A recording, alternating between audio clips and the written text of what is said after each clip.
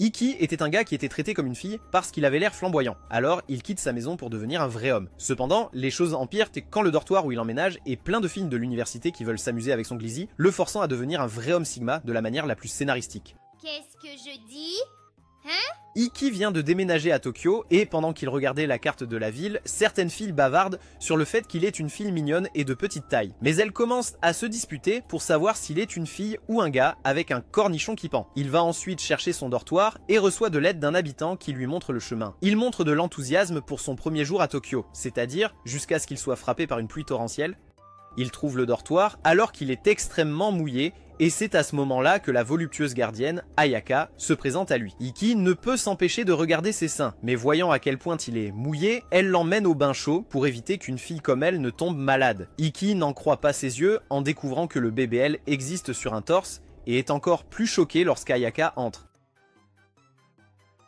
disant que c'est une tradition pour le gardien de laver le dos de ses locataires féminines le premier jour. Iki commence à remercier ses ancêtres et manque de s'évanouir à cause de la quantité de ruses. Et Ayaka le tire en disant qu'Iki ne devrait pas être gêné en tant que camarade fille. Il commence à se disputer avec son diable et son ange, et ils sont tous deux d'accord qu'Iki doit dire la vérité. Mais quand il perçoit ses ruses, il a du mal à le faire.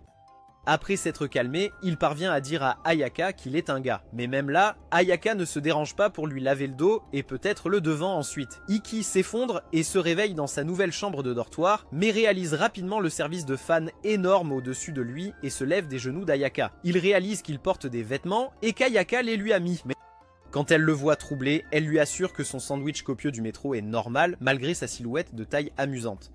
Elle le serre dans ses bras et part préparer le dîner. Et Iki ne peut s'empêcher de la regarder pour des raisons évidentes. Mais quand elle continue à le serrer dans ses bras, il réalise qu'elle ne le traitera jamais comme un homme. Cela lui rappelle son passé sombre, chaque fois que sa sœur essayait de le transformer en fille. Il se donne maintenant pour mission d'être un homme, en commençant par aider Ayaka avec ses tâches.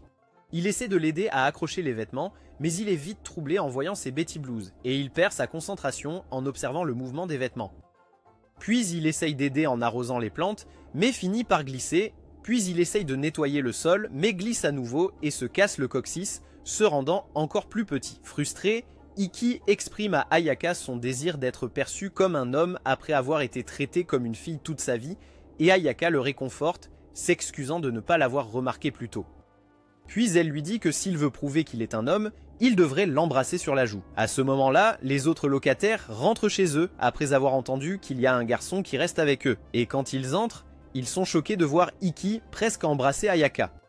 Ensuite, Ayaka se fait gronder par les autres locataires pour avoir fait des choses scénaristiques avec Iki. Et ils informent Iki qu'ils sont tous victimes de ses actions dégénérées. Ils reconnaissent qu'il est difficile pour un homme comme Iki de se retenir face aux actions d'Ayaka. Mais il se sent tiraillé après avoir réalisé que le traitement qu'Ayaka lui réserve n'est pas spécial, car elle traite tout le monde de la même manière. Ensuite, les autres locataires se présentent, à commencer par Yuzu, qui est la présidente du conseil des élèves de son école. Ensuite, Sumire, qui est la vice-présidente. Et enfin, Yuri, qui est la secrétaire du conseil. Bien que Yuzu et Sumire lui semblent étranges, Iki est content que Yuri semble normal, ne sachant pas qu'elle imagine déjà mettre Iki en robe. Iki remarque quelque chose sur la tête de Yuzu et lui demande à ce sujet. Mais, trop embarrassée, elle évite la question et s'enfuit.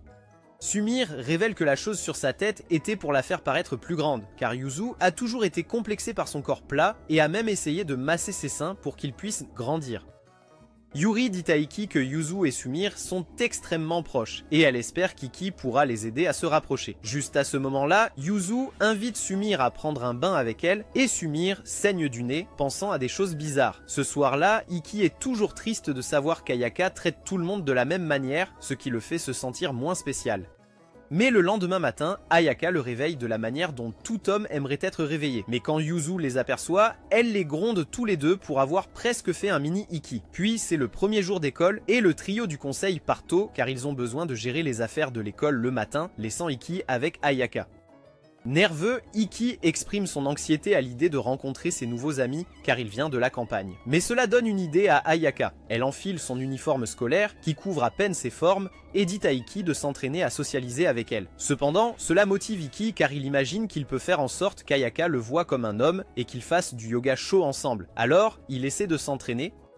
Ils essaient de socialiser au début, mais Ikki réalise rapidement que cela ne l'aide pas vraiment. Alors Ayaka propose une autre méthode, qui est de se baigner ensemble et de se connecter à travers une séance de cardio intense. Elle place sa main sur sa poitrine et lui dit de sentir son cœur battre, mais il recule sous le choc et Ayaka le rassure qu'avec sa réaction, il ira bien.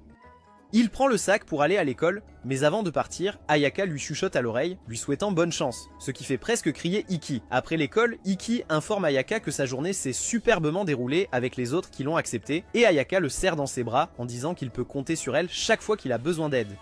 Un mois plus tard, Ikki commence à s'habituer à sa nouvelle vie et en est reconnaissant. En dehors de sa vie en dortoir, où aujourd'hui, Ayaka le salue en portant une tenue de pom-pom girl, l'encourageant tandis que ses mouvements sont incroyables. Il va faire ses devoirs, mais a du mal à s'y mettre, car Ayaka est derrière lui, balançant ses agréments tout en chantant son nom. Il lui demande pourquoi elle est habillée comme ça, et c'est à ce moment-là que les trois imbéciles arrivent. Et Yuzu explique que la journée sportive de l'école approche. Il se demande si Ayaka va se montrer en tenue de pom-pom girl et elle le taquine en lui donnant un aperçu. Puis Yuzu les informe que tous les locataires de leur dortoir sont dans l'équipe rouge et qu'ils doivent prendre cela au sérieux par fierté. Elle révèle qu'Aki et Ayaka ont été assignés pour participer à la course en sac parents-enfants et les encourage à commencer à s'entraîner. Ensuite, ils commencent leur entraînement en commençant par des étirements. Et quand Ayaka aide Aki à s'étirer, il ne peut s'empêcher de sentir sa poitrine contre son dos. Mais lorsque c'est au tour d'Aki d'aider Ayaka, elle commence à faire des bruits de contentement, ce qui fait souhaiter à Aki qu'il l'étire ailleurs. Ensuite, il commence l'entraînement réel de la course à 3 jambes, où Aki se sent complexé par sa taille. Mais il se sent calme avec Ayaka à ses côtés. Ils prennent les pas à 3 jambes, au sérieux, essayant de rester synchronisés. Mais quand ils accélèrent, Aki se retrouve avec le visage plein de jello crémeux à cause des caractéristiques intrigantes d'Ayaka. Après des heures d'entraînement, Ayaka demande à Aki de prendre un bain et il en conclut qu'il sent mauvais. Mais à sa grande surprise, Ayaka entre en ayant l'air appétissante, surprenant Aki. Elle lui dit qu'elle veut l'aider à se couper les cheveux pour qu'il puisse séduire des méchants et Aki accepte sa suggestion, disant qu'elle peut lui couper les cheveux comme elle veut. Quand elle lui coupe les cheveux, Aki s'endort et quand Ayaka le réveille, il voit que ses cheveux sont coupés, le faisant ressembler à Terry Crews dans sa meilleure forme. Elle lui met ensuite du shampoing et ne peut s'empêcher de s'amuser en faisant différentes formes d'animaux avec ses cheveux. Puis il la regarde se doucher et panique quand elle essaie de monter dans le bain avec lui. Mais Ayaka lui explique qu'en se baignant ensemble, ils peuvent mieux se synchroniser, ce qui les aide pour leur course à 3 jambes. Après qu'Aki soit retourné dans sa chambre, il se rend compte qu'il se rapprochera d'Ayaka au cours de la semaine suivante et il ressent des picotements au fond de lui. Ensuite, pendant les 7 jours suivants, ils passent tout leur temps ensemble et se rapprochent plus que jamais. Mais lorsque le jour de la compétition sportive arrive, Aki s'effondre après une semaine entière où son énergie a été totalement drainée par Ayaka, comme si elle était une succube. Quelques jours plus tard, Aki entend un cri venant de la salle de bain et lorsqu'il regarde, il voit Yuzu par terre en larmes et elle le frappe avec un savon. Elle lui dit alors qu'il y a une araignée et lui demande, en tant qu'homme, de s'en débarrasser. Mais Aki refuse, disant que son mini-moi n'est pas assez fort, il se moque d'elle pour sa peur et finit par se faire taper sur la tête, mais pendant qu'il est inconscient, l'araignée réapparaît, ce qui fait crier Yuzu encore plus fort. Sumire se dépêche de sauver Yuzu, et quand Yuzu la serre dans ses bras, elle se donne pour mission de la sauver. Cependant, l'araignée tombe sur sa tête, ce qui la met KO. Yuri leur dit que la mygale est inoffensive, mais ils ne peuvent toujours pas la laisser courir comme ça. Juste à ce moment-là, Ayaka arrive, et étant un insecte cultivé, l'araignée tombe directement dans ses melons pour goûter. Mais à la surprise générale, Ayaka la met calmement dehors, ne montrant aucune peur. Ensuite, elle demande à Aki de l'accompagner faire du shopping, et il se prépare en choisissant correctement sa garde-robe, allant même presque choisir une robe que Yuri recommande. Pendant ce temps, Yuzu est toujours incrédule, voyant qu'Ayaka ne montre aucune peur, et elle ordonne à Aki de découvrir ce dont Ayaka a peur pendant leur petite sortie shopping. Pendant leur promenade, les gens les regardent, et Aki se sent gêné de savoir que les gens les voient comme un couple, sans savoir que les gens le voient comme la petite sœur d'Ayaka. Lors de leur première escale, ils rencontrent Suho, qu'Aki reconnaît comme la personne qui lui a montré le chemin du dortoir, et elle est surprise d'apprendre qu'Aki est un homme. Elle remercie ensuite Ayaka pour son aide avec la fête de la bière, et informe Aki qu'Ayaka est quelqu'un qui boit et sait tenir l'alcool. Puis, ils continuent leurs achats pour différentes choses, mais pendant tout leur rendez-vous, Aki ne parvient pas à découvrir quoi que ce soit sur Ayaka, de ce qu'elle aime à ce qu'elle déteste. Lorsqu'ils sont sur le point de traverser la rue, Ayaka tient la main d'Aki jusqu'à ce qu'ils rentrent à la maison. Mais Yuzu les réprimande rapidement pour cela, ne tolérant aucune indécence publique. Plus tard, elle demande à Aki s'il a réussi à découvrir ce qui effraie Ayaka, et quand il lui dit qu'il ne l'a pas fait, elle lui remet un film d'horreur pour qu'il le regarde avec Ayaka afin de voir si elle en a peur. Ayaka accepte joyeusement son invitation au cinéma, mais au lieu qu'Ayaka ait peur, c'est Aki qui est effrayé en regardant le film Tennou Sadako. Ensuite, Yuri suggère un manteau et quand Aki demande à quoi il sert, il propose qu'il effraie Ayaka en lui montrant son cornichon doré, mais Aki refuse de le faire. Aki demande à Yuzu d'abandonner leur tentative, mais elle lui demande s'il n'est pas intéressé à connaître les peurs d'Ayaka. Il s'imagine en train de sauver Ayaka de ce qui lui fait peur, comme un héros, et se motive rapidement. Il demande ensuite directement à Ayaka ce qui lui fait peur, et elle l'informe qu'elle a peur que des gens s'introduisent dans sa chambre pendant qu'elle dort. Ce soir-là, Aki décide de faire peur à Ayaka en se faufilant dans sa chambre, mais il change d'avis et veut partir. Mais avant qu'il ne le fasse, Ayaka l'attrape et le tire pour dormir avec elle. Elle lui dit qu'elle avait vraiment peur en regardant le film d'horreur, et à cause de ça, Aki doit prendre la responsabilité d'accompagner Ayaka pendant qu'elle est éveillée. Ils passent la nuit à dormir dans la même pièce, et lorsque le trio les trouve le lendemain matin, Yuzu commence à paniquer en pensant qu'ils ont passé la nuit à applaudir. Quelques jours après, Suzu traîne dans la chambre d'Aki, lisant des mangas, allongé sur son lit, et Aki a du mal à se concentrer et à faire ses devoirs car il continue à jeter un coup d'œil aux lèvres pulpeuses de Yuzu. Elle le surprend en train de regarder et suppose qu'il est aussi intéressé par la lecture de ses mangas, alors elle lui ordonne de s'asseoir à côté d'elle. Au début, il est assis loin, ce qui agace Yuzu, mais après l'avoir convaincu de se rapprocher, Yuzu veut se rapprocher encore plus en s'asseyant juste en face de lui. Tandis qu'Aki lit le manga devant lui, Yuzu se rend vite compte qu'elle est dans la même position que les personnages de son manga. À ce moment-là, Aki lui chuchote à l'oreille, lui demandant de tourner la page. Mais quand elle ne répond pas, Aki tend son bras devant elle pour tourner la page lui-même, presque comme s'il la câlinait. Cela l'effraie et Yuzu s'enfuit de la pièce, croisant Ayaka en chemin. Ayaka donne à Aki quelques-uns de ses cookies faits maison et demande à Aki ce qui s'est passé avec Yuzu. Quand il lui parle de leur position, elle lui demande de démontrer pour qu'Aki puisse comprendre ce que Yuzu a ressenti. Aki s'assoit sur les genoux d'Ayaka et a du mal à se concentrer sur la lecture avec les énormes melons sur son dos. Mais à ce moment-là, Yuzu revient pour son manga et les gronde tous les deux de s'être trop rapprochés. Pendant ce temps, Sumire regarde toute la scène avec envie et le lendemain, elle suit Aki. Elle le suit dans la salle de bain, ce qui lui fait peur, et lui dit qu'elle veut apprendre de lui pour découvrir ce qu'il a qu'elle n'a pas, et pourquoi Yuzu préfère l'approcher lui plutôt qu'elle. Elle essaie de lui enlever son pantalon, pensant que c'est à cause de ses attributs masculins, mais il l'arrête et lui suggère de demander directement à Yuzu, ce que Sumire refuse de faire. Ensuite, elle le surveille pendant qu'il étudie, ce qui dérange Aki, qui essaie de se concentrer. Elle se rapproche, ce qui perturbe sa concentration, mais elle commence à lui enseigner ses devoirs. Après 1 heure, Aki parvient à terminer ses devoirs et félicite Sumire pour son aide, et elle rougit à son éloge. Elle change rapidement de focus pour regarder autour de sa chambre, et en cherchant des magazines de Mia Khalifa, Aki voit ses gâteaux de riz de dos et commence à plier. Elle parvient à trouver une peluche dans sa chambre, et il lui dit qu'il l'a acheté avant de déménager ici. Elle le serre fort et s'embrouille en disant que être mignon ne lui convient pas. Il lui dit que ça lui va et admet qu'au fond, il aime aussi les choses mignonnes. Elle est heureuse de l'entendre et s'accroche à sa main. Mais à ce moment-là, Ayaka apparaît et quand elle les voit ensemble, elle s'excuse d'avoir empêché Aki de profiter d'un moment intime. Après avoir résolu le malentendu, Sumire se rapproche d'Aki et comprend pourquoi Yuzu l'apprécie, mais elle refuse de lui dire pourquoi. Quelques jours plus tard, les filles montrent à Aki que Sumire traverse une période de dépression et elle l'informe qu'elle est devenue déprimée au parc d'attractions où elle avait invité Yuzu. Mais à cause de sa petite taille, elle n'a pas pu monter sur les manèges, ce qui a rendu Sumire extrêmement coupable. Elle demande à Aki de s'en occuper et bien qu'il se sente nerveux d'être un garçon dans la chambre d'une fille, elles habillent Aki d'une robe et lui donnent l'apparence d'un certain James Charles.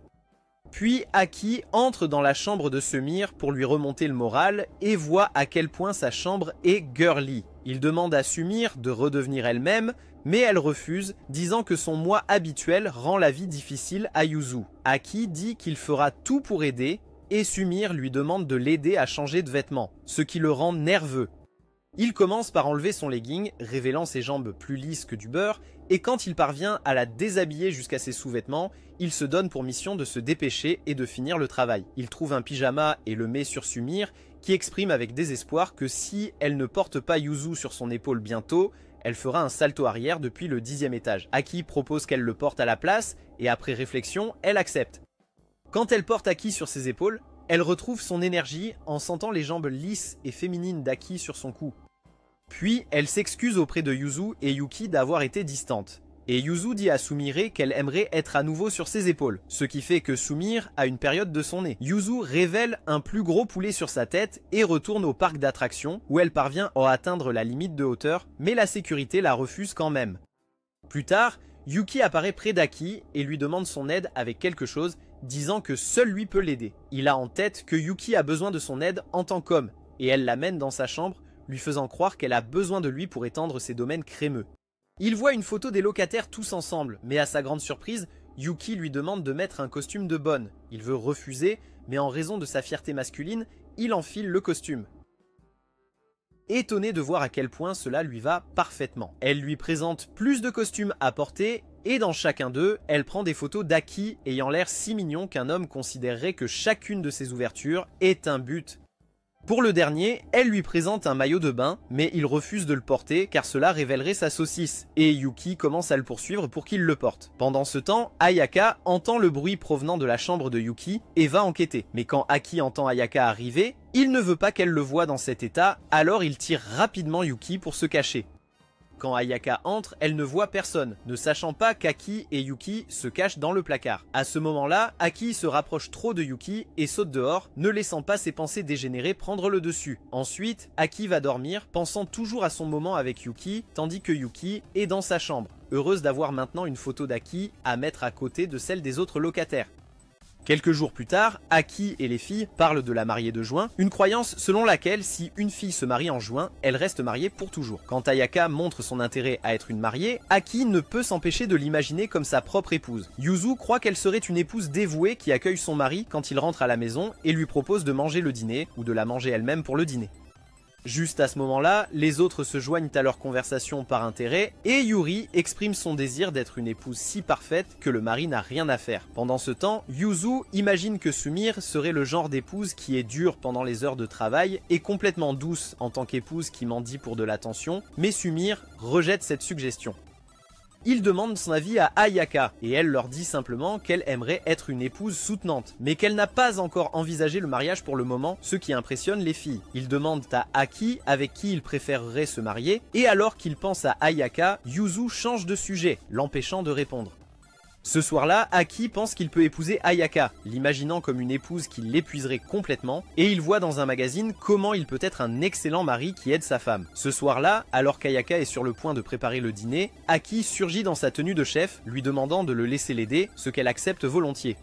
Elle commence par lui montrer comment assaisonner du poulet frit dans un sac, et quand elle presse le sac, Aki ne peut s'empêcher de s'embrouiller, en imaginant qu'elle presse autre chose. Puis, elle lui montre comment couper un oignon et lui dit qu'ils doivent faire une patte de chat pour éviter de se couper, ce qu'Aki voit comme une façon mignonne de le faire. Ensuite, elle lui dit de verser de la mayonnaise, mais comme ils sont presque à court, elle lui montre la meilleure technique pour obtenir jusqu'à la dernière goutte de la mayonnaise blanche crémeuse de son sachet. Après avoir terminé, les filles sont émerveillées par le dîner exposé, mais quand Ayaka leur dit qu'Aki l'a aidé, Yuzu est frustrée de voir Aki agir plus comme une fille qu'elle. Cela embrouille Aki avec ce qu'elle dit, et elles lui disent que cuisiner est généralement un travail d'épouse, ce qui rend Aki déprimée pour avoir perdu son temps. Plus tard, alors qu'ils sont seuls, Yuzu demande à Aki à propos du mariage et si les gars préfèrent les filles avec des melons plutôt que des cerises. Elle révèle qu'elle a essayé d'acheter une grande couverture de melons et qu'elle n'a pas pu la remplir. Cela la rend mal à l'aise par rapport à Yuri et Sumire, et Aki comprend parfaitement car en plus de son hot dog, il se sent aussi complexé par son corps par rapport à d'autres types. Elle l'emmène dans sa chambre pour faire des recherches pour son programme de croissance et lui dit de trouver des moyens de faire pousser ses pastèques. Il trouve des méthodes sur internet qui lui parlent de massage pour les faire grandir et même d'utiliser de la crème comme engrais, mais elle le gifle pour ça.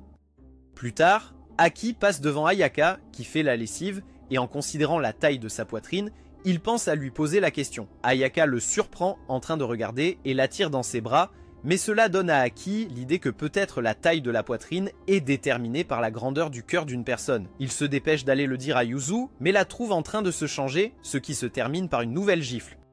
Puis, quand il lui parle de sa théorie, elle s'enflamme et le met à la porte après l'avoir giflé. Plus tard, Yuzu trouve Ayaka en train de nettoyer et elle montre à Yuzu ses anciens maillots de bain qu'elle portait, et quand Yuzu voit à quel point il est petit, cela lui donne l'espoir qu'un jour, elle pourra passer de planche à forte corpulence. Plus tard, Aki trouve Ayaka en train de monter une échelle devant sa fenêtre et découvre qu'elle est en train de réparer une fuite. Il va l'aider et ensemble, ils montent sur le toit pour admirer la vue de là. Aki manque de tomber, mais Ayaka le sauve de rencontrer une servante aux cheveux bleus dans l'au-delà.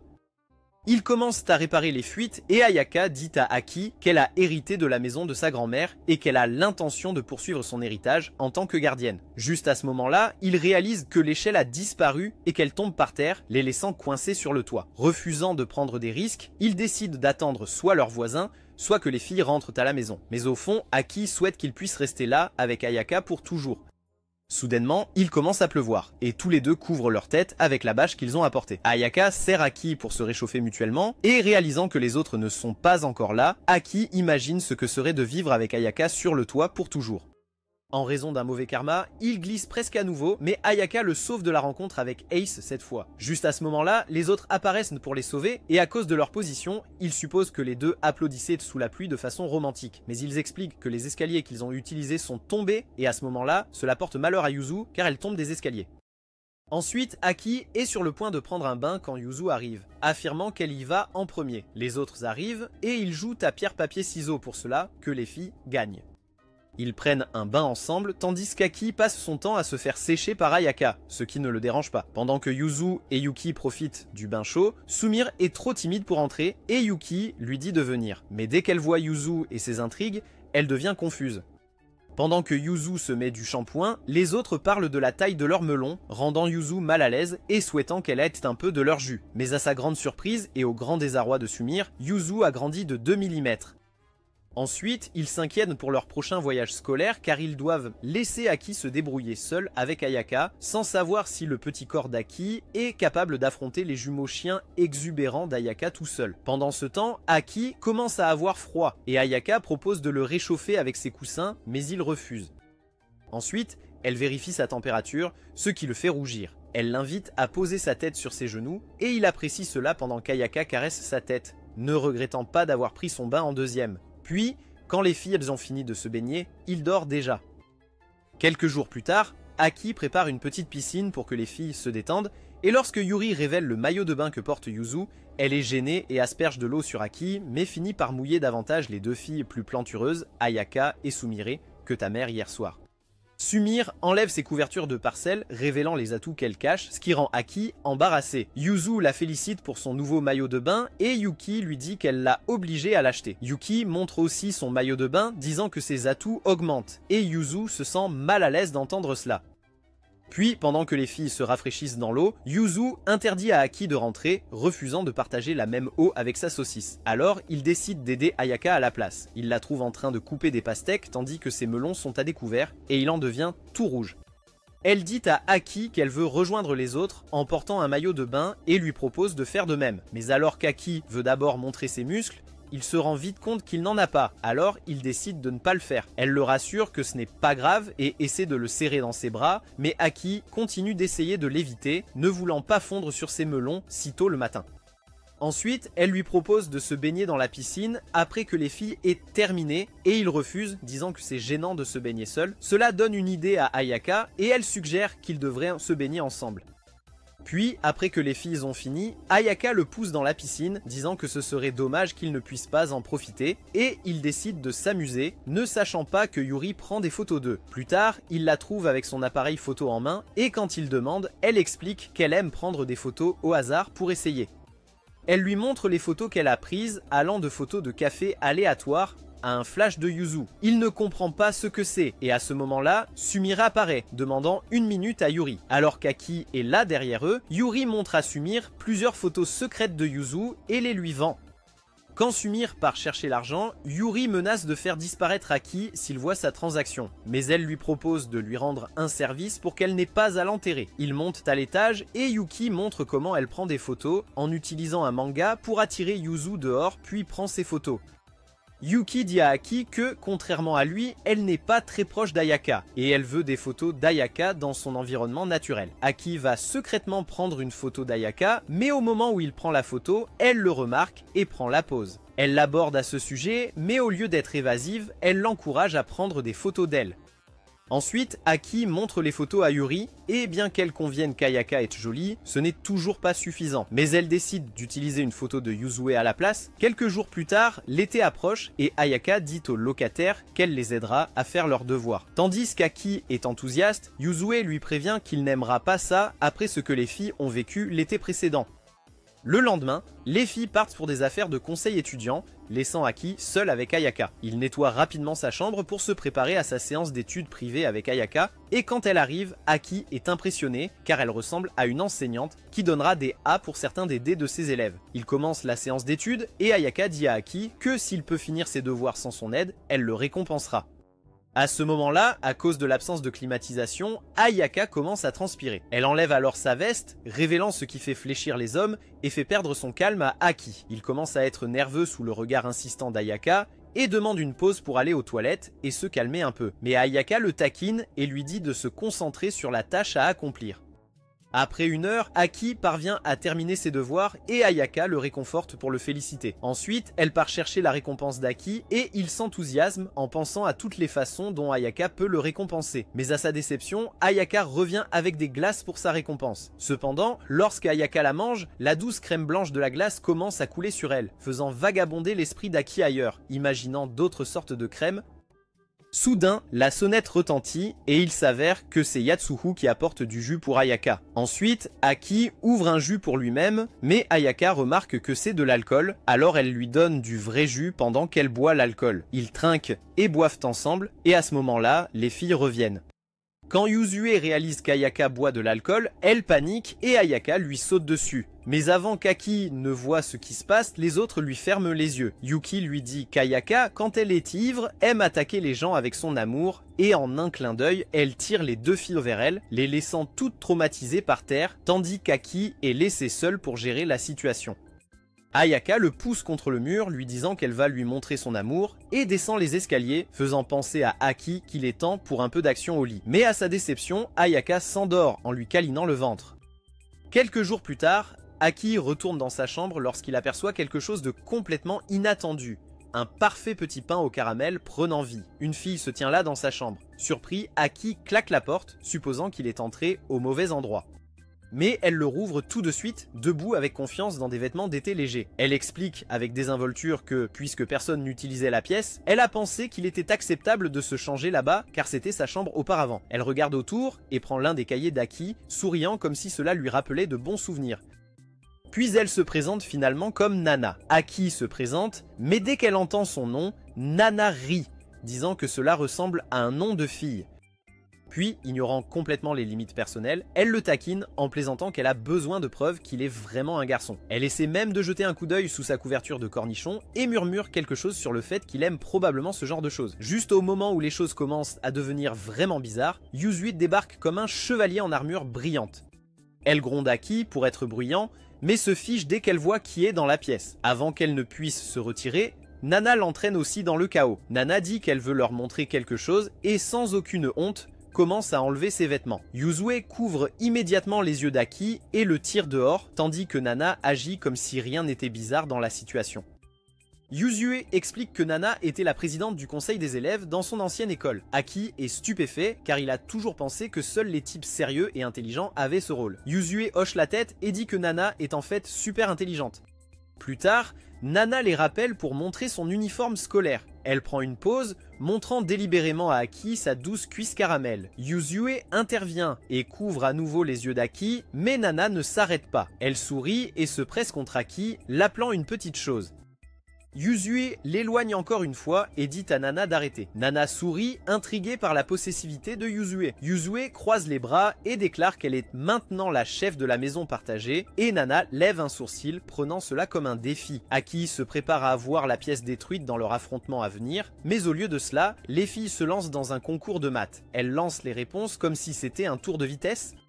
Puis Nana augmente les enjeux en sortant un test de chimie, ce qui fait trébucher Yuzue, donnant la victoire à Nana. En souriant, Nana déclare Aki comme son prix, ce qui déclenche une dispute entre les deux filles. Comme par magie, Ayaka fait irruption dans la pièce, attirée par tout le bruit.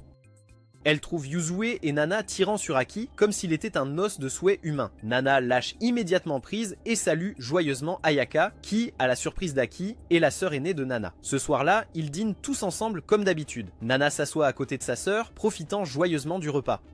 Uri demande combien de temps Nana reste et Nana dit qu'elle sera là jusqu'à la fin des vacances d'été. Encore étourdie, Aki se tourne vers Ayaka et dit que même si elles sont sœurs, elle et Nana ne se ressemblent en rien, leur seule similitude étant leurs sourcils épais. Ayaka sourit simplement et dit que malgré son comportement, Nana est une fille bien au fond. À ce moment-là, Nana demande à Ayaka de prendre un bain ensemble et entraîne Aki aussi, le faisant pousser un cri aigu comme un vierge surpris. Le lendemain matin, Aki se réveille grogement seulement pour découvrir ses mains coincées entre les puddings au chocolat de Nana. Il a presque une crise cardiaque et tombe du lit. Nana s'étire et bâille comme si de rien n'était, supposant qu'Aki s'était glissé dans son lit pour se blottir contre elle.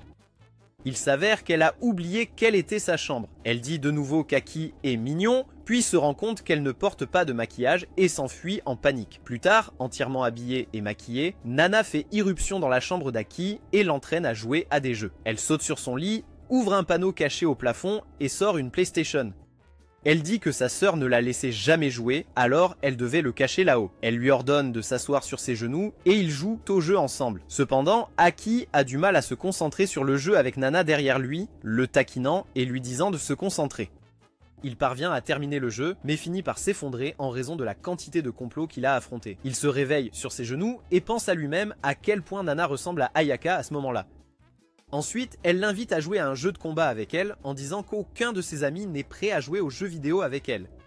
Nana bat Aki au premier tour et Aki se donne pour mission de la battre. Mais à sa grande déception, Nana gagne chaque manche, démolissant la fierté fragile de joueur d'Aki. Ayaka finit par venir les appeler pour le petit déjeuner et trouve Nana en pleine bataille. Elle lui dit d'arrêter après une heure de plus. Nana l'ignore et demande malicieusement si elle peut ramener Aki à la maison comme un chiot errant.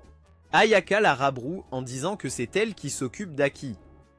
Le jour suivant, Aki fait un rêve très étrange où les deux sœurs lui demandent de mettre sa crème sur leur dos pour qu'elle puisse bronzer. Mais juste au moment où il est sur le point d'être béni par les dieux du scénario, il se réveille juste avant la meilleure partie. Plus tard, tout le monde se dirige vers la piscine comme Nana l'avait prévu. Yuzu, Yuri et Sumire courent vers les toboggans aquatiques. Ayaka reste en arrière, disant qu'elle aidera Aki à apprendre à nager.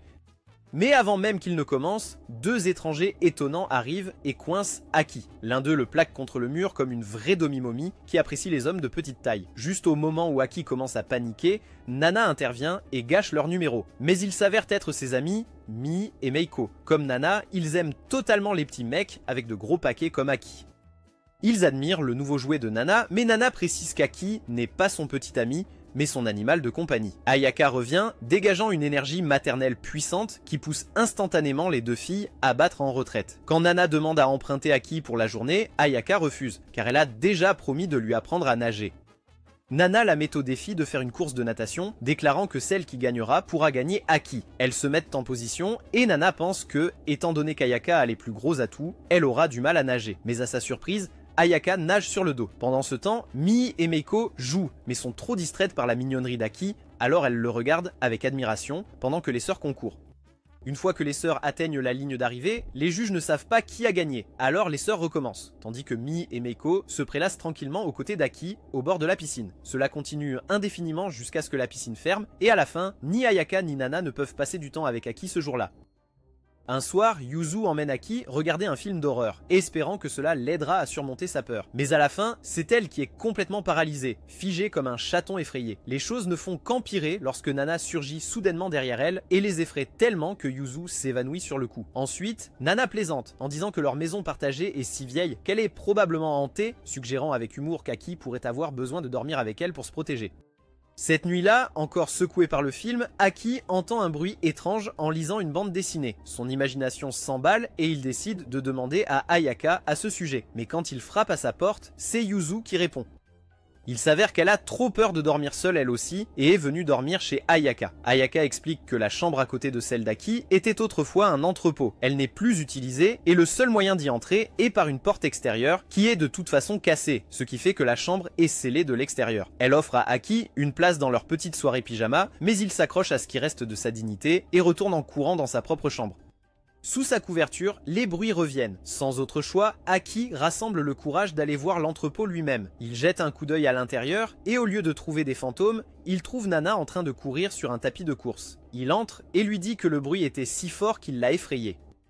Nana comprend instantanément ce qui se passe et saute du tapis de course, riant de sa frayeur. Elle se vante de faire de l'exercice pour entretenir sa silhouette caramel et essaie de convaincre Aki de se joindre à elle pour une séance de cardio nocturne. Aki refuse timidement mais admet que l'équipement est impressionnant. Nana explique qu'elle ne peut pas tout mettre dans sa chambre, alors elle utilise l'entrepôt à la place. Comme Ayaka la gronde pour avoir trop acheté, elle demande à Aki de garder son secret. Ce plan échoue immédiatement car Ayaka entre. Elle trouve sa sœur utilisant l'entrepôt comme une salle de sport privée et en guise de punition, elle déclare que les repas de Nana incluront désormais du paprika et des champignons shiitake supplémentaires qui sont les pires ennemis de Nana. Le jour suivant, Nana convainc Aki et Yuzu de l'aider à déplacer le matériel. Aki accepte d'aider pour quelques trucs, mais Yuzu râle que certains équipements, en particulier le tapis de course, sont plus gros que tout son corps. C'est alors que Nana a une idée. Ils vont s'affronter dans des défis d'endurance en utilisant les équipements de Jim. Celui qui perd devra tout emmener dans sa chambre. Et Nana sait que Yuzu n'abandonnera pas un défi. Aki, Yuri et Sumire sont désignés comme juges. Le premier défi est le rouleau pour abdominaux. Nana le gère comme une pro chevronnée, exhibant sa silhouette tonique et offrant à Aki une vue complète de ses fesses chocolat. Yuzu essaie mais n'arrive même pas à le faire rouler. Elle s'effondre de défaite. Aki et Yuri votent pour Nana tandis que Sumire, rouge de honte et saignant du nez, donne son vote à Yuzu. Ensuite, c'est le tour de la balle d'équilibre, conçue pour montrer la flexibilité. Nana réussit avec une démonstration parfaite, taquinant clairement Aki en montrant le clam crémeux. Yuzu essaie de l'imiter, mais tombe de la balle. Aki et Yuri marquent un autre point pour Nana. Sumire, submergé par le charme maladroit de Yuzu, reste sur son vote. Frustrée, Yuzu insiste pour choisir le prochain défi. Elle opte pour les tractions et se maintient en l'air pendant 5 minutes d'affilée, et grâce à sa carrure compacte, Nana a du mal et finit par abandonner, accordant la victoire à Yuzu. À ce moment-là, Ayaka arrive et leur dit qu'elles font trop de bruit et pourraient déranger les voisins. Nana insiste sur le fait que le défi est crucial car il s'agit de savoir qui garde le tapis roulant. Ayaka met fin à toute discussion en disant que le tapis roulant reste dans l'entrepôt car il abîmerait le sol, ce qui les fait tous réaliser que la compétition est inutile. Plus tard, Ayaka et Aki sont dehors en train d'arroser le jardin et les murs de la maison car la chaleur de l'été est brutale. Trempés, les choses deviennent un peu intenses visuellement pour Aki. Soudain, Ayaka enlève nonchalamment son chemisier pour l'essorer, montrant ce pourquoi chaque homme va à la guerre, presque au point de faire rougir Aki. Essayant de prouver sa virilité, Aki soulève le seau d'eau, disant qu'il le fera lui-même, mais Ayaka le prend sans effort pour pouvoir l'aider. Plus tard, réalisant à quel point il est faible en comparaison, Aki commence à s'inquiéter. Tout en réfléchissant profondément, Yuri apparaît et lui dit qu'elle peut l'entendre à travers les murs fins. Quand il se confie à elle, elle prétend avoir juste ce qu'il faut, une technique spéciale de massage. Sans prévenir, elle fait irruption dans la chambre de Sumire, la tâche d'une manière très discutable, et commence à démontrer la technique. Pour Ak, cela ressemble moins à un entraînement et plus à quelque chose sorti d'une vidéo de massage de fin heureuse. Pourtant, Aki tente le coup. Inspiré, il décide de faire un coupon de massage pour Ayaka pour la remercier de tout ce qu'elle fait. Ayaka est touchée et le serre dans ses bras, disant qu'elle va l'utiliser tout de suite. Aki commence par ses épaules mais se retrouve coincé, se sentant nerveux à l'idée d'aller plus loin. Puis il se souvient de l'astuce bizarre de Yuri et l'essaie. Ayaka reste silencieuse, le taquinant pour vouloir la toucher. Aki essaie encore, mais cette fois, elle se redresse brusquement et déclare qu'elle en a assez. Aki est mécontent de voir qu'Ayaka n'a pas apprécié, ne sachant pas qu'elle essayait de toutes ses forces de ne pas crier de joie sous ses caresses. Plus tard, Aki dit à Yuri que ça n'a pas marché. Yuri insiste sur le fait qu'il a besoin de plus de pratique et lui fait le tester à nouveau sur Sumire, qui, une fois de plus, réagit d'une manière qui ferait honte à un acteur de Calaface. Le lendemain, Nana reçoit des invités surprises. Mi et Meiko, ses partenaires de KO à la piscine. Ils lui demandent de l'aide pour leurs devoirs. Aki essaie de s'éclipser, mais Nana le traîne et déclare qu'il sera leur récompense pour chaque page terminée, ce qui les motive. Ensuite, ils l'assaillent avec des touches et des commentaires taquins, lui frottent les épaules, tracent son torse, font des blagues suggestives jusqu'à ce que tout le système d'Aki entre en mode fusion. Puis Ayaka entre avec des boissons et les filles l'invitent à jouer au jeu du roi avec elle. Elle accepte et se change en ses vieux vêtements d'école pour correspondre à l'ambiance. Mi obtient le premier roi et elle ordonne à Aki et Ayaka de jouer au jeu du Poki. Ils se rapprochent jusqu'à la distance d'un baiser, mais étant un vierge timide, Aki se retire. Cela donne envie à tout le monde de le faire avec Aki et quand Meiko obtient le roi, elle fait plier Ayaka à quel point elle est plantureuse. Ensuite, Mii obtient à nouveau le roi, mais elle finit par céder à Ayaka. Ensuite, Ayaka obtient le roi et ordonne à Mii et Meiko de jouer au jeu Poki, ce qui amène les deux à remettre en question leurs préférences. Cela frustre Nana de ne pas avoir eu la chance de jouer, alors elle demande à Aki de jouer au Poki avec elle, mais juste avant que Nana ait sa chance, Ayaka arrête tout en rappelant qu'ils doivent finir les devoirs. Plus tard, une fois tout le travail terminé, Nana se laisse tomber sur le ventre et demande à Aki un massage. Meiko et Mii la rejoignent. Avec les 3 filles là, Aki décide de donner une dernière chance à l'astuce de Yuri et il réussit à faire pousser des cris de joie aux 3. Un après-midi, pendant qu'Aki travaille sur ses devoirs, Nana se prélasse paresseusement dans sa chambre. Elle mentionne négligemment que le festival de feux d'artifice aura lieu la semaine prochaine et une fois les vacances d'été terminées, elle rentrera chez elle. Aki reste silencieux et agacé par son manque de réaction, Nana lui attrape le bras et commence à lutter amicalement avec lui jusqu'à ce qu'il réponde enfin. Plus tard, Aki se rend au marché avec Ayaka pour aider à porter les courses.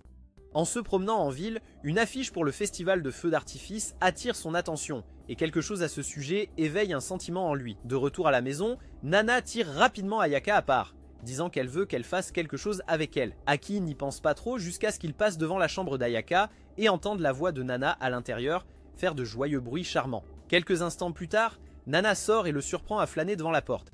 Elle sourit et le taquine, le traitant de petit monstre pour traîner dans les parages. Perturbé, Aki le nie et demande à savoir ce qu'il faisait. Nana dit qu'Ayaka lui nettoyait les oreilles et murmure avec insistance qu'Ayaka serait douce et profonde s'il le voulait aussi. Aki devient rouge, mais avant qu'il ne puisse battre en retraite, Nana l'attrape et l'entraîne dans la pièce, annonçant qu'Aki veut aussi se faire nettoyer les oreilles.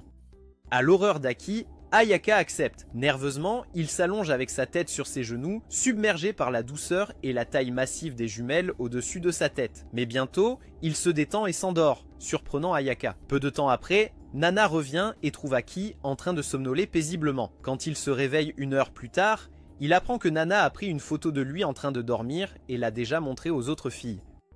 Mais Yuri sort une pile de photos embarrassantes de nettoyage d'oreilles de tout le monde, prouvant que personne n'est à l'abri. Une semaine passe et le jour du festival de feux d'artifice arrive enfin. Nana apparaît dans un magnifique yukata, pratiquement rayonnante. Ayaka opte pour une robe normale, expliquant qu'elle n'a pas de yukata à sa taille avec ce qu'elle transporte, et Nana promet de lui en acheter une en ligne pour la prochaine fois. Ayaka dit à Aki qu'elle n'est pas obligée de porter un yukata, mais quand Aki lui dit que c'est dommage qu'elle n'en porte pas, Ayaka change d'avis. Elle déclare qu'elle veut qu'Aki l'aide à mettre sa ceinture et Nana se joint à elle. Ailleurs, Yuzu, Yuri et Sumire s'habillant dans leurs propres yukata. Ils parlent d'inviter Aki à venir avec eux, mais quand Yuzu ouvre sa porte, elle le trouve coincé entre Nana et Ayaka. Son visage devient rouge et elle claque la porte. Au festival, Aki marche avec Nana et Ayaka, chaque belle tenant une de ses mains. Elles prétendent que c'est parce que c'est sa première fois, mais Aki a plutôt l'impression d'être escortée par 2 gardes du corps. Yuzu s'éloigne discrètement et lorsqu'Aki propose de la rejoindre, elle se détourne sans un mot. Frustrée d'être traitée comme un enfant, Aki essaie de se dégager de leurs mains. Il insiste pour dire qu'il n'a pas besoin d'être surveillé, mais les deux disent qu'il se perdra sans eux. Aiki proteste à nouveau, alors Nana change rapidement de sujet et l'entraîne vers le stand de tir. Elle réussit à atteindre la cible du premier coup, remportant un prix. Quand Eiki prend son tour, Nana se presse contre lui sous prétexte de l'aider, ce qui le fait rater tous ses tirs. Ensuite, ils essaient le jeu de pêche aux poissons, et tandis qu'Eiki continue d'échouer, Nana attrape plusieurs poissons rouges sans effort. Juste à ce moment-là, il tombe sur Meiko et Mii qui s'accrochent immédiatement à Eiki, bien qu'elles soient là avec leur propre rendez-vous, et elles flirtent sans vergogne. Plus tard, ils s'arrêtent au stand de Yatsuho, où elle leur propose de la nourriture à manger et de l'alcool pour Ayaka. Mais à sa surprise, Ayaka refuse son offre, montrant ainsi qu'elle prend soin de Eiki. En voyant cela, Yatsuho taquine Eiki d'être entouré par des filles, le qualifiant de prince protégé par son harem. Finalement, le groupe trouve un endroit tranquille pour s'asseoir et Ayaka propose à Eiki une bouchée de sa pomme d'amour. Juste au moment où il se penche, Nana lui enfonce soudain son hot dog dans le visage. Puis Meiko et Mii se joignent, chacune poussant leur snack vers lui. Eiki en a assez d'être traité comme ta mère, et sans réfléchir, il s'échappe du groupe et disparaît dans la foule du festival. Nana, réalisant qu'il manque, appelle Yuzu et alerte tout le monde. Ils se séparent tous et cherchent, mais il est parti. Pendant ce temps, Eiki se retrouve à l'écart de la foule, reprenant son souffle juste au moment où les feux d'artifice commencent. En les regardant seuls, il réalise qu'il ne souhaite pas la solitude, et il veut les voir avec Ayaka et les autres. Comme si les dieux avaient répondu à son souhait, Ayaka le trouve. Elle le gronde doucement pour être partie et avoir inquiété tout le monde. Mais ses yeux chaleureux et sa voix douce brisent la fierté d'Eiki. Il a les larmes aux yeux, juste un peu, et elle le prend dans ses bras. Rassuré, Aiki apprend que les autres continuent de chercher, alors lui et Ayaka rentrent ensemble, cette fois main dans la main. Sur le chemin du retour, Yuzu fait une annonce au haut-parleur du festival, réprimandant Aiki pour s'être enfui et lui demandant de revenir immédiatement. Tout le monde se rassemble et ensemble, ils regardent le grand final. Alors que le dernier feu d'artifice illumine le ciel nocturne, Nana murmure pour elle-même que c'est la fin de son été, et Aiki entend sa douleur. Ce soir-là, Nana reste éveillé un peu plus longtemps, jouant aux jeux vidéo avec Aiki. Il s'assoit sur ses genoux comme d'habitude, mais maintenant il a grandi, habitué à sa chaleur et à sa compagnie. Elle lui demande joyeusement de jouer avec elle à nouveau, et après avoir su ce qu'elle s'est chuchoté, Aki reste silencieux. Le lendemain matin, Nana remercie tout le monde pour le meilleur été qu'elle ait jamais eu. Juste au moment où elle franchit la porte, Aki la rattrape et crie que la prochaine fois qu'ils se verront, il la battra à chaque jeu. Nana rit, se retournant avec un doux sourire, lui disant qu'elle le tiendra à ses paroles. Quelques jours plus tard, Aki a la surprise de voir Ayaka le saluer à la porte, vêtue d'un costume de serveuse allemande. Encore à moitié endormi, il fixe ses stratagèmes sans comprendre, jusqu'à ce qu'elle explique qu'ils aident Yatsuo dans sa boutique. Ensuite, Aki se retrouve à assister Ayaka et Yatsuo lors du festival de saké pendant l'Oktoberfest. Yatsuo explique que même si ce n'est pas un grand événement, son magasin vend du saké, donc on s'attend à ce qu'elle participe. Apparemment, c'est son grand-père qui aimait le saké et a transmis le magasin. Yatsuo l'a hérité surtout parce qu'elle aime boire. Pour contribuer, Yatsuo lance à Aki le costume d'une autre fille qui est le seul vêtement qu'elle a en réserve. Aki se souvient que Yuri a glissé quelque chose dans son sac plus tôt, et il l'ouvre avec l'espoir d'un déguisement d'homme, mais à sa déception, c'est juste une perruque. Et tout d'un coup, Aki se retrouve en train de se travestir. Dès que le magasin ouvre, les clients commencent à affluer. Yatsuo fait remarquer qu'il y a toujours beaucoup de monde quand Ayaka aide, et Aki connaît deux grandes raisons pour cela. Aki fait quelques erreurs en servant les clients, renversant parfois sur leur table. Mais les clients, le prenant pour une fille mignonne, laissent passer, et Ayaka le sauve en leur offrant de la nourriture gratuite. Ayaka le rassure en disant que c'est sa première fois et qu'il s'en sort très bien. Au fil des heures, Aki commence à s'y plonger, presque à s'amuser. Quand le festival se termine, Yatsuo le taquine en disant qu'il pourrait devenir sa fille de poster, ce qu'Aki refuse immédiatement. Sortant de nulle part, Ayaka le serre dans ses bras par derrière et murmure doucement un tendre merci, faisant rougir Aki, jusqu'à ce qu'il réalise qu'elle est un peu éméchée grâce à l'influence de Yatsuo. Quelques jours plus tard, tandis que Yuzu, Yuri et Sumire partent en voyage d'études, Yuzu avertit Aki de bien se comporter et de ne rien faire de bizarre à la maison. Ayaka se joint à la taquinerie, suggérant avec désinvolture que, puisque la maison est si vide, peut-être qu'Aki devrait passer la nuit et il s'enfuit, gêné. Plus tard dans la journée, alors qu'Ayaka balaye la cour, Nana arrive soudain pour traîner. Elle demande à sa sœur de préparer quelque chose de chaud et Ayaka fait rôtir des patates douces. Nana prend rapidement une photo avec Aki et l'envoie à Yuzu, mais Yuzu répond avec une photo d'elle-même, appréciant Kyoto et la nourriture. Ayaka mentionne qu'elles ont encore beaucoup de patates douces, mais Nana en refuse davantage, disant qu'elle ne veut pas trop manger parce qu'elle s'inquiète de prendre du poids, surtout dans le haut du corps. Quand une brise fraîche se lève, elles rentrent toutes les trois à l'intérieur. Nana dit qu'elle veut prendre un bain chaud et Ayaka décide de la rejoindre. Dans la salle de bain, Nana monte sur la balance. Ayaka remarque qu'elle a pris un peu de poids et la taquine. Agacée, Nana riposte en enlevant les vêtements d'Ayaka et en soulignant la peau impeccable, douce comme du beurre de sa sœur. Elle devient ludique en se vantant d'être celle qui devrait se vanter. Pendant ce temps, Aki est assis dans sa chambre, se demandant ce qui se passe entre les deux sœurs voluptueuses et charnues. Juste à ce moment-là, Yuzu envoie une autre photo de Kyoto juste pour le taquiner. Finalement, Nana rentre chez elle, laissant Aki seul avec Ayaka encore une fois. Cette nuit-là, Aki entend un bruit venant de l'entrepôt de stockage. Prenant son courage à deux mains comme le seul homme de la maison, il va vérifier pour découvrir qu'Ayaka veut s'entraîner pour perdre du poids. Quelques jours plus tard, comme d'habitude, Ayaka va de chambre en chambre pour réveiller tout le monde. Mais quand elle arrive dans la chambre d'Aki, elle s'effondre sur lui et il se rend compte qu'elle est malade. Aki panique et court directement vers Yuzu, juste au moment où elle s'habille. Agacée, elle lui dit d'arrêter de faire des histoires et le met à la porte de sa chambre. Mais en vérifiant, elle se rend compte qu'Aki avait raison et qu'Ayaka a vraiment un rhume. Les filles apportent des vêtements de rechange pour elle. Aki, embarrassée et essayant d'aider, est de nouveau expulsée pendant qu'il la change. Ensuite, Yuzu désigne Aki comme l'infirmière d'Ayaka puisqu'elle, Yuri et Sumire ont des réunions du conseil étudiant. Pendant ce temps, Ayaka s'endort et fait un rêve de fièvre où ses colocataires la harcèlent avec de la nourriture. Quand elle se réveille, tout le monde est parti à l'école, sauf Aki, qui apparaît avec un bol de porridge. Elle lui dit qu'il ne devrait pas sécher les cours, mais il dit que Yuzu a déjà arrangé ça. Aki lui dit que juste cette fois, elle peut compter sur lui. Ayaka fait la moue et dit en plaisantant qu'elle ne veut pas d'aide d'un type qui sèche les cours.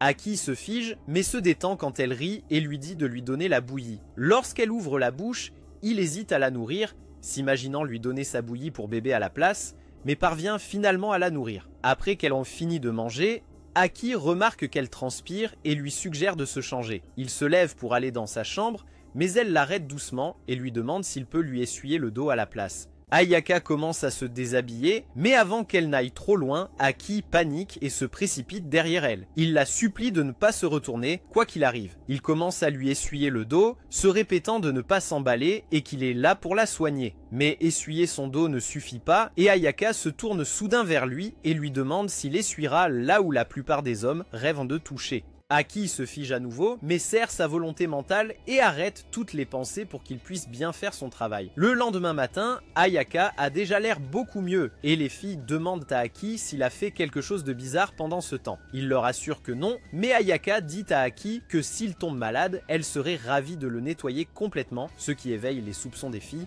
Un jour, Yatsuo passe et remet à Ayaka une paire de billets pour l'aquarium. Elle dit que quelqu'un les lui a donnés, alors elle les transmet simplement. Puis, bien qu'il soit encore tôt, elle invite Ayaka à sortir boire un verre. Alors que Halloween commence, Aki se promène dans le marché local, profitant de l'atmosphère festive. C'est alors qu'il tombe sur Nana et ses amis, Mi et Meko. Sans hésiter, les filles l'entraînent au karaoké. Refusant de s'asseoir ailleurs, elle se serre sur le siège d'Aki et Nana le tire sur ses genoux. Les filles chantent en trio, tandis qu'Aki les regarde. Mais quand vient son tour de chanter, elle le taquine sans fin, le traitant comme leur jouet personnel et le poussant à crier en chantant. Pendant ce temps, à la maison, Ayaka et Yatsuo boivent déjà. Les deux sont complètement ivres avant même que le soleil ne se couche. À un moment donné, Yatsuo commente à quel point Ayaka est bénie et équilibre une orange sur ses deux chiens jumeaux. Et d'une manière ou d'une autre, cela reste parfaitement immobile. Puis, elle bascule vers l'avant, atterrissant face à eux, demandant à Ayaka d'être sa Domi-Momi. Ailleurs, Aki est toujours coincé avec les filles, prenant des photos dans une cabine. Nana se faufile dans une photo de couple avec lui, faisant des signes d'amour avec ses mains. Puis Mi et Yumiko se joignent, emmenant Aki pour leur photo de groupe et le faisant rougir à la fin. Après avoir à peine survécu au chaos, Aki rentre enfin chez lui pour retrouver Yuzu, déjà habillé en costume d'Halloween, les bras croisés. Elle le gronde pour son retard, alors qu'il essaie de passer furtivement, une photo de cabine glisse de sa poche. Yuzu le ramasse, voit la photo de lui en train de se faire attaquer en équipe et devient encore plus contrariée. Elle lui rappelle qu'aucune relation amoureuse n'est autorisée à l'école. Avant qu'Aki puisse s'expliquer, des voix fortes retentissent depuis l'autre pièce. Quand il vérifie, Ayaka et Yatsuo sont complètement ivres. Yuzu essaie de leur donner une leçon, mais Yatsuo la tire soudainement sur ses genoux, devenant collante et tactile avec elle, et Ayaka et Yuzu crient à l'aide. Yuri et Sumire se précipitent pour aider, mais se retrouvent immédiatement plongés dans le désordre. À la fin de la nuit, la maison est en chaos et Aki s'échappe dans sa chambre totalement épuisée. Quelques jours plus tard, Ayaka emmène Aki à l'aquarium pour utiliser les billets. Elle est visiblement excitée, surtout par les pingouins. Quand ils en repèrent un groupe déambulant, elle pointe du doigt et dit que c'est lui quand les trois Stooges le réprimandent. Après avoir exploré, ils prennent des collations et traînent. Il a l'impression que c'est un mélange étrange entre un rendez-vous décontracté et une sortie mère-enfant typique de l'Alabama, mais il s'amuse quand même. À la boutique de souvenirs, Aki s'illumine à la vue d'un porte-clés pingouin, mais il est trop gêné pour l'acheter. Alors Ayaka prend un ensemble complet pour tout le monde. Plus tard à la maison, Aki donne un des porte-clés à Yuzu et mentionne combien elle aimerait l'aquarium. Elle semble intéressée jusqu'à ce qu'Aki mentionne les requins. Son visage se vide et elle se retire dans sa chambre, se cachant derrière la porte car elle est absolument terrifiée par les requins. Quelques jours plus tard, Aki partage un moment calme avec Sumire. Elle lui montre une vieille photo d'elle-même, Yuzu et Yuri d'il y a des années. Yuri les rejoint et fait remarquer à quel point Sumire ressemble à la grande sœur d'Aki à ce moment-là. Bien qu'Aki rejette cette idée, les yeux de Sumire brillent et elle demande immédiatement à Aki de l'appeler sa grande sœur. Juste à ce moment-là, Yuzu entre et demande ce qui se passe. Yuri explique et les yeux de Yuzu s'illuminent. Elle veut aussi participer, insistant pour qu'Aki l'appelle aussi grande sœur, et elle lui demande même de poser sa tête sur ses genoux. Aki hésite et demande si elle est vraiment d'accord. Yuzu hoche la tête avec confiance, mais dès que sa tête touche ses genoux, elle devient plus rouge qu'une tomate et gigote. Ne voulant pas être laissée de côté, Sumire intervient et déclare qu'elle veut maintenant être la petite sœur de Yuzu. Yuzu se tourne vers Yuri et lui demande quel genre de grande sœur elle serait. Fièrement, Yuri joue une scène dramatique où Aki est malade et elle lui apporte une pomme soigneusement épluchée avec amour. C'est doux pour eux deux jusqu'à ce qu'elle devienne confuse à mi-chemin et s'arrête. Puis c'est au tour de Sumire. Elle dit à Aki d'attendre devant la salle de bain et de frapper après un moment. Aki suit ses instructions et quand il ouvre la porte, Sumire est déjà là, jupe enlevée, prétendant qu'elle veut prendre un bain avec son cher frère à la manière de l'Alabama. Yuzu s'énerve immédiatement mais Sumire se défend en disant qu'Ayaka et Nana se baignent ensemble tout le temps. Yuzu soutient qu'elles sont sœurs, donc c'est différent. Sumire hausse simplement les épaules. Pour elle, Ayaka est la seule figure de sœur qu'elle a, et les autres réalisent qu'elles ressentent la même chose. Les filles se tournent alors vers Aki et demandent s'il a des frères ou sœurs. Le visage d'Aki devient distant, Yuzu le remarque tout de suite et souligne qu'il a toujours cette expression quand quelque chose le dérange. Aki essaie de prendre ça à la légère, forçant un sourire en disant que ce n'est de rien, alors qu'au fond de lui, il essaie de cacher ses mauvais souvenirs de sa sœur. Mais aucun d'entre eux ne réalise que se dirigeant vers leur dortoir se trouve la sœur d'Aki. Le lendemain matin, le sommeil paisible d'Aki est interrompu par nul autre que sa grande sœur, Matsuri, qui réussit d'une manière ou d'une autre à entrer dans la maison. Habillée seulement de ses couvertures de circonstance, elle grimpe sur lui comme un prédateur traquant sa proie. Juste à ce moment, la porte s'ouvre brusquement et Ayaka se tient dans l'embrasure. Une fois le chaos apaisé et tout le monde habillé, Matsuri se présente formellement. Ayaka, faisant de son mieux pour rester polie, s'excuse d'avoir interrompu une situation qui semblait sortie de la chanson Sweet Home Alabama. Encore bouleversée, Aki demande immédiatement comment Matsuri l'a trouvée.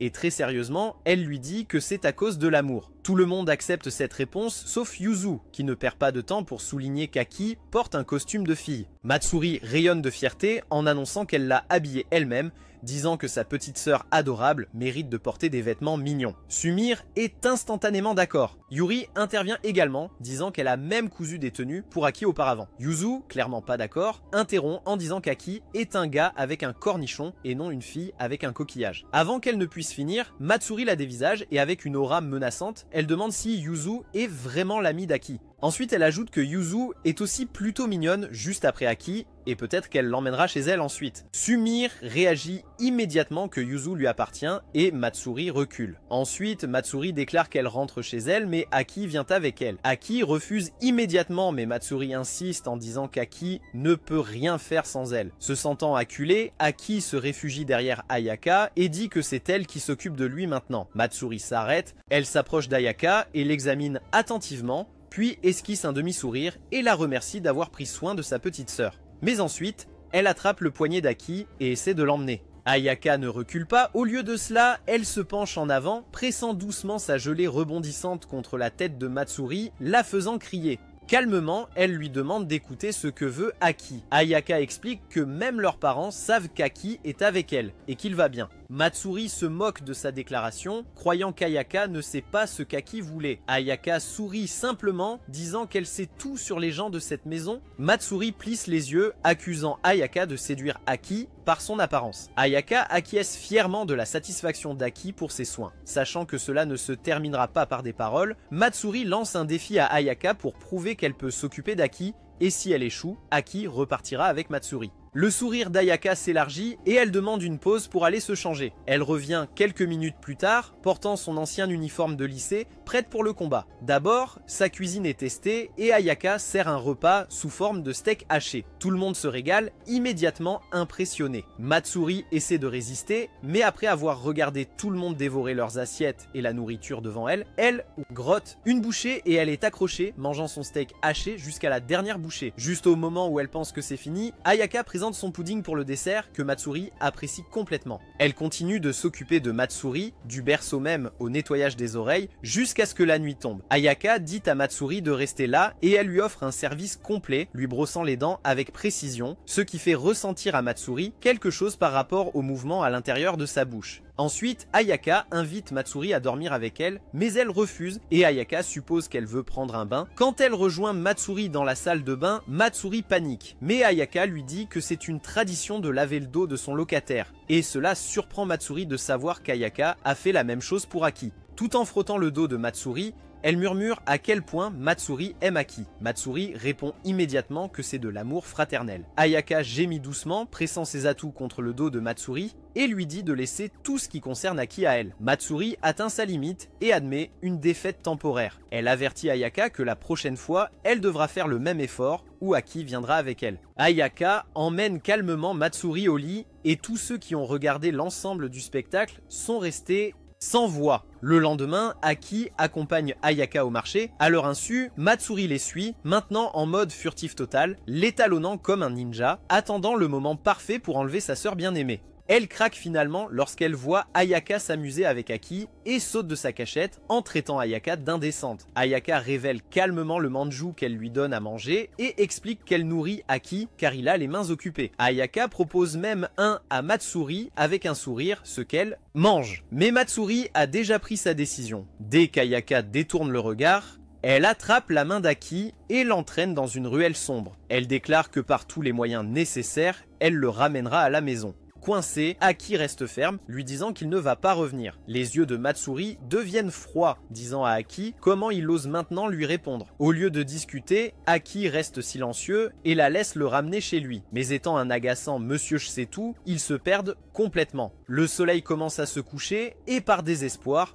Matsuri essaie d'aller quelque part et trébuche, ce qui lui tord la cheville. Aki finit par intervenir et lui dit qu'il retourne au dortoir. Elle proteste, mais elle ne peut pas marcher. Alors Aki lui ordonne de monter sur son dos. Elle demande si elle est lourde et Aki sourit simplement en disant qu'il est un homme. Ces mots l'ont frappé comme un coup de poing dans le ventre et elle réalise que son petit frère a grandi. Quand il rentre enfin, Ayaka attend dehors. Elle soigne la cheville de Matsuri avec douceur. Cette nuit-là, Matsuri rentre finalement chez elle, laissant Aki derrière. Cependant, le lendemain matin, juste avant l'école, Aki reçoit une dernière surprise. Matsuri se tient devant la maison, souriante, et dit à Aki qu'elle a déménagé dans une école proche, donc elle commencera à vivre avec eux. Avec l'approche de Noël, il est temps de sortir le kotatsu et Aki aide Ayaka à l'installer. Une fois que tout est prêt, les deux se glissent sous la couverture chaude. Ayaka sort quelques oranges, en épluche une et la donne à Aki et bien qu'il ait d'abord rejeté son traitement, il cède en voyant les grosses oranges sur la table et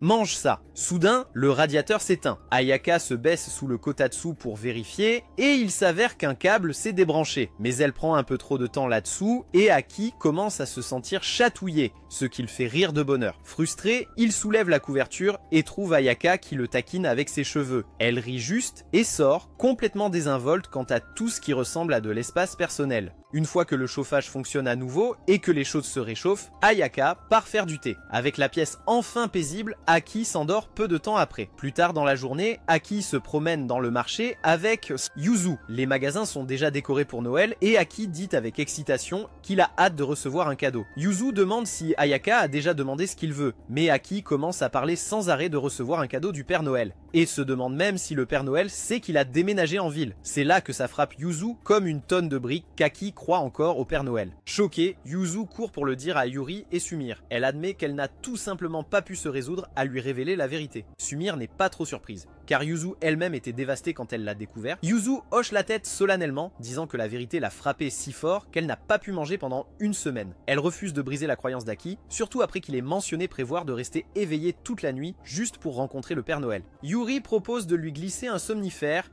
et Sumire offre nonchalamment de l'assommer, mais Yuzu les arrête immédiatement, les traitant de fous. Enfin, la nuit de Noël arrive avec tout le monde qui se réunit pour célébrer. Nana, comme d'habitude, porte presque rien malgré le froid glacial et Aki refuse de la regarder. Elle dit qu'elle a apporté une tenue de Père Noël assortie pour Aki aussi. Moi et Meiko, clairement excités de voir Aki dans la tenue que Nana a préparée, demandons à Aki de la porter. Alors que les autres essaient de convaincre Aki de changer de vêtements, Ayaka entre dans la pièce en portant des plateaux de nourriture, habillée de façon tout aussi provocante que sa sœur cadette. Pendant ce temps, Yuzu est toujours préoccupée par toutes toute l'affaire du Père Noël. Yuri dit doucement qu'elle a le poison pour dormir prêt, tandis que Sumire craque ses jointures. Yuzu soupire encore, voyant que les deux sont complètement déséquilibrés. À la table, Ayaka prépare un festin avec un gâteau de Noël magnifiquement décoré. Peu de temps après, Yatsuo arrive à la porte d'entrée, apportant du saké et quelques autres boissons. Ayaka l'invite à entrer et la soirée se transforme en fête complète. Yatsuo se sent vite pompette et quand elle aperçoit Mi et Mako, elle les complimente sur leur mignonnerie et leur demande si elles veulent des petits boulots. Ils refusent, disant qu'ils sont trop occupés, donc Yatsuko se tourne vers Aki et lui suggère de travailler pour elle à nouveau, cette fois-ci en robe de moine. Cette proposition convainc immédiatement Mi et Mako. Ailleurs, Ayaka propose à Nana une chambre pour la nuit, mentionnant qu'ils ont une chambre libre. Aki, essayant de fuir le tourbillon d'attention, tente de s'éclipser, mais Nana le rattrape. Elle demande s'il veut sortir et profiter de la nuit, mais Aki dit qu'il veut dormir tôt pour rencontrer le Père Noël. Nana a l'air vraiment confuse et est sur le point de révéler la vérité, mais Yuzu lui couvre rapidement la bouche et explique tout. Dehors, Matsuri se faufile jusqu'à la maison, habillée en Père Noël. Elle prévoit de surprendre Aki avec un cadeau et elle est actuellement en train de se faufiler par l'arrière. Pendant que tout le monde est distrait en disant au revoir à Mi, Mako et Yatsuho, Ayaka remarque quelque chose d'étrange près du hangar de stockage. Elle trouve Matsuri accroupie là et lui dit de simplement entrer comme une personne normale. Personne. Dans la chambre d'Aki, Yuzu est en service de Père Noël, passant la nuit à ses côtés pour s'assurer que rien ne va mal. Après avoir éteint les lumières, elle se glisse sur lui, se rapproche un peu trop, lui pince les joues et dit que c'est pour son bien. Puis elle se blottit à côté de lui. Pendant ce temps, dans la salle à manger, les autres font asseoir Matsuri pour un interrogatoire nocturne. Il demande bien pourquoi elle n'est pas simplement entrée par la porte d'entrée. Matsuri explique qu'elle voulait surprendre Aki en étant son Père Noël, celui qui lui offre son cadeau. Ayaka lui tend simplement une tasse de lait chaud pour la calmer. De retour dans la chambre d'Aki, Aki est déjà à moitié endormi avec Yuzu légèrement assoupi à côté de lui. Il fait de son mieux pour rester éveillé pour le Père Noël, mais ses yeux ne veulent pas rester ouverts. Puis Ayaka et Matsuri entrent discrètement. Yuri et Sumire restent derrière pour empêcher Nana de faire irruption. Ayaka remet son cadeau à Yuzu et Matsuri laisse délicatement le sien pour Aki. Alors qu'Aki se réveille dans la pénombre, il aperçoit vaguement Ayaka. Dans son état somnolent, il est complètement convaincu qu'Ayaka est vraiment le Père Noël. Cette nuit-là, Aki rêve de parcourir le ciel avec Ayaka, qui dans son esprit est le Père Noël et tout le monde les accompagne. Quand il se réveille, il se sent plus heureux qu'il ne l'a été depuis longtemps. Il raconte à Ayaka tout sur le rêve, mais une chose le confond toujours.